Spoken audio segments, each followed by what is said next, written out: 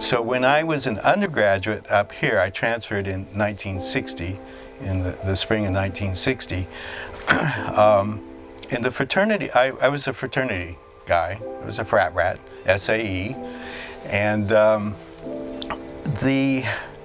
nobody talked about it.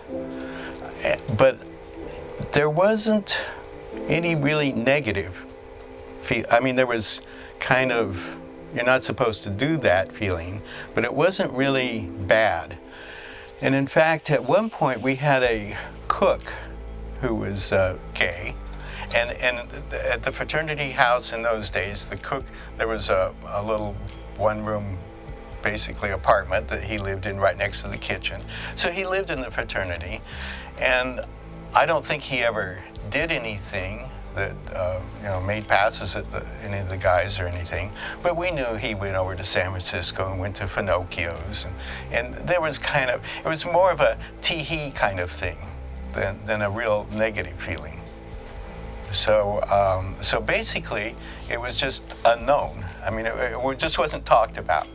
And then when I came back to graduate school, I mean, basically the same thing. I started graduate school in '63, and by 1968, in fact, over Christmas break, I broke up with my last girlfriend.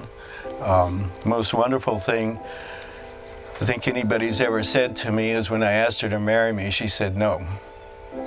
And she said, her excuse was, I don't know you well enough. And as I thought about that, I realized I didn't know myself well enough.